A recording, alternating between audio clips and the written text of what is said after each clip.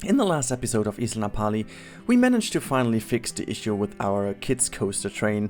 Many of you complained about it was being too short, so I decided to change the station quite a bit to make sure that we have a longer train. Also, I followed the instructions to build a little shed over the brake run so that the train can be stored over there.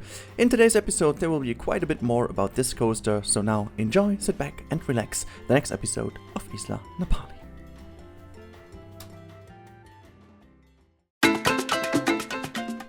Hey everybody and welcome back to Isla Napali episode number, I don't really know, is it 35 already? Wow, it's quite crazy how far we are already ahead in this project, and I'm quite happy that I can deliver this to you today. I was a little bit short on time, also because of Anno, I have to admit. This really covered the whole week for me, and so yeah, I don't know, I was pretty dizzy, pretty exhausted in the evening, so I didn't really want to play Planet Coaster too long, also because the game is a little bit laggy at the moment for me, which is, don't worry, it's not because of the game, it's just because I downloaded so many TMT items, like really, I need to delete half of them, because I'm testing at the moment some of the items I made. I haven't released yet, I haven't even shown you in 3D, because I'm still not satisfied with how they work. In fact, they don't really work in the game yet, so I do have to check what I'm doing wrong over there. And so yeah, basically I had all the stuff always in the background, and this is why the game was laggy, and I had like, I don't know how many TMT items at the same time in the game. It made the menu crazily slow, and yeah, so this just kept me away from playing this game too long, and so I decided to throw them out for the moment. And yeah, so I could actually record something yesterday. And the good thing about this episode, in fact, is that this is really the core of Isla Napali, and I feel like this is really a good point again to mention this. So Isla Napali is all about trial and error and all about making it the most realism project and park we can do. And I feel like the last couple of episodes were a little bit too straightforward. They were a little bit too much, I built something, everybody's happy, and that's it. And this is not really how it would work. So a few things are, I think, were too easy, let's put it that way. They were just too easy. This is basically because I wanted to move forward a little bit, but this is that's kind of the wrong approach. And I'm pretty happy that this episode really marks the core of Isla Napali again. So we don't get much done in this episode, don't get me wrong. It's pretty long, it's 1.5 hours of footage, sped up by 7.5 times.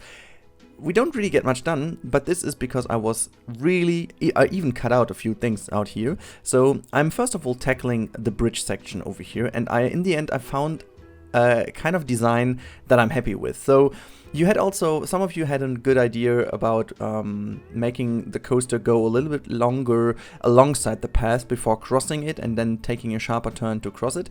I have to say, I tried this off screen and I'm not really happy with the end result, because we will get into some trouble with the location, because I do need this space over there, and also the turn then would be too sharp, to be honest. Like, it's a kids coaster, it's a long sweeping train, so it don't really get into these kind of sharp turns, so it doesn't really work. And to make this turn somewhat realistic, I would have to go even further into the area over there again, and I don't really want to do this since this is not feeling quite realistic. And so I ended up with this design, making some planters here and there, and I feel like this really is a good idea to make it work. Also, I wanted to make a little bit more of greenery over here. This is really focused on making it look a bit more nice. So this is definitely nature and not nature. So if you have no idea what I'm talking about, you definitely should check out Bro Coaster nature tutorial. It's quite old. It's like 1.5 years old or something, but you will definitely find it by just typing this in. Yeah, then something I really forgot most of the times anyways is lighting. So I focused a little bit on lighting here. I used this little trick of these area lights, and then I just put over them the little globe or whatever this is, the spooky light. But I think this is the most used light in Planet Coaster, at least for me, since I feel like you can basically use it for like everything. You just need to use the area light around and can basically change also the color and stuff. So yeah, that was basically a design I was pretty happy. It's not the finished design. We're gonna change something in the end of this episode. We also gonna change this, and Yeah. Oh, by the way, I totally forgot something. I have to say that because otherwise you guys will hate me again. We do have a winner of the competition I made in the last comment section 2 episodes ago. And let me just read out the name again. Give me just a second. I need to scroll down because I noted that down, but my phone. Oh God. Okay, wait. Where is it? Where is it? There we go. And the winner is Jamie Saueressig. I guess that's the word. Jamie Saueressig.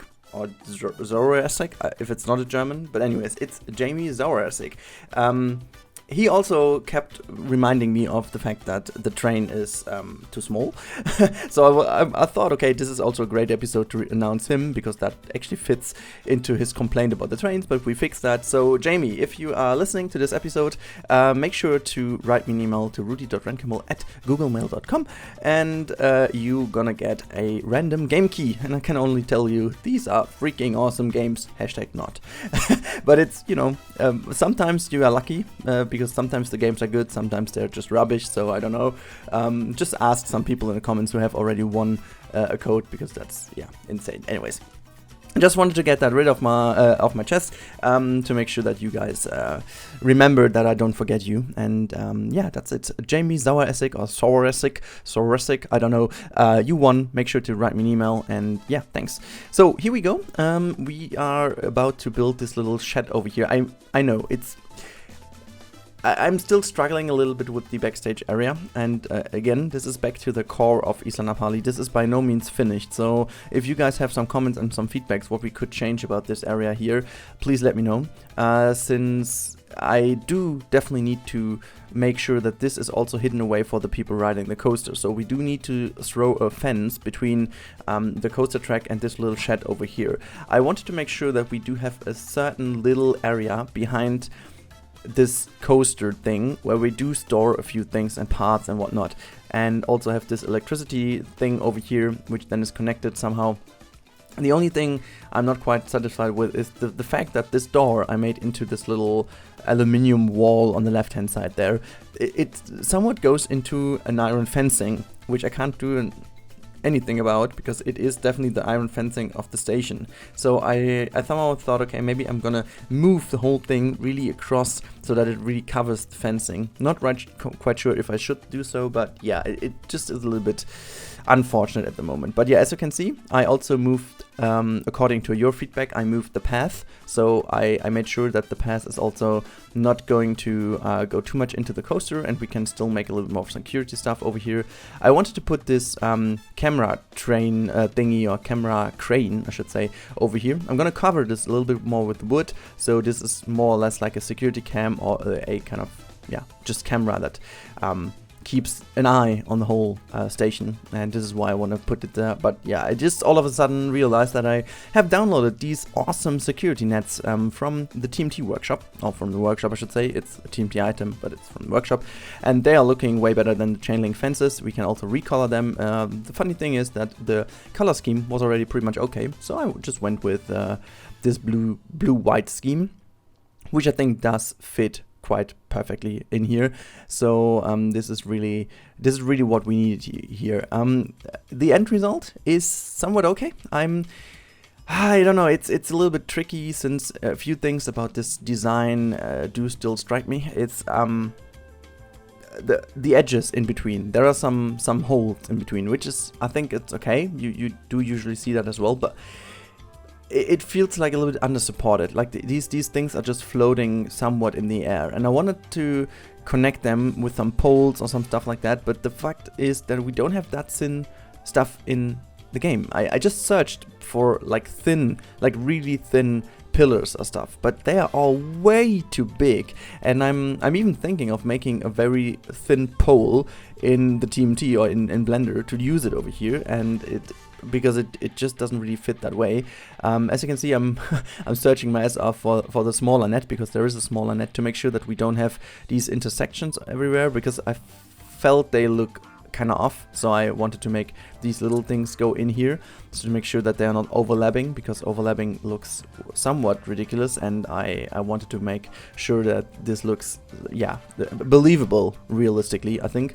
And yeah, but now you can really see the problem that I have with this design. It really is that you can't really see that much of a support for these nets. Like, these nets are like somewhere floating in the air, and yeah, I still have to make some supports work there, and I'm also thinking of maybe changing the color. You guys have to tell me, because I feel like the color is not really something I'm too happy with. So maybe I'm putting some screenshots at the end so you can judge this a little bit better if I remember.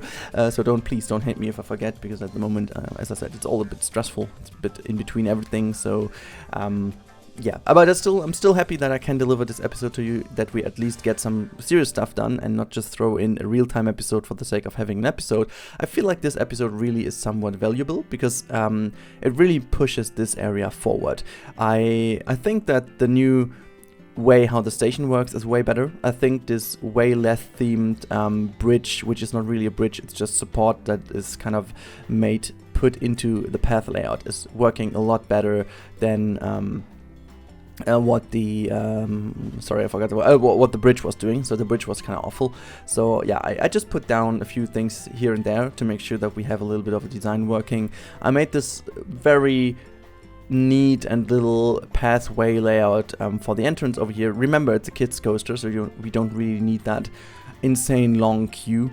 Also making sure that we do have a little bit of a planter area here and there, just putting some stones in to make the path layout in general blend in better into this area, because I feel always like this hard edge cutting through into the landscape is really something I don't really like. I wonder if, like, what I like about, for example, City Skylines is every time you lay down a road, it creates somewhat of a transition between the road and the landscape in terms of the terrain painting. And I think this is something really cool I would love to see in Planet Coaster, or in a maybe a future successor game, that the path is not really cut this crazily heavy, that there is a little bit of transition, right? Next to the concrete there would always be a little bit of a more like dried grass or whatsoever, so that it would automatically create this little transition. That would be awesome. I mean, you can definitely create that with the terrain painting, but it's, yeah, it would be cool if that could be created automatically and made sure that this looks like a proper transition. Yeah, last bit we are doing here is a little bit of a shed over here to make sure that people can also stand in a little bit of a shadow over here. But that's pretty much about it. I hope you enjoyed this little episode, and make sure to leave some feedback in the comments down below. As always, as I said, it's super valuable if you give me some feedback, and every now and then I'm gonna reward this with some random game keys. And yeah, as always, make sure to have a great day. Until then, bye bye.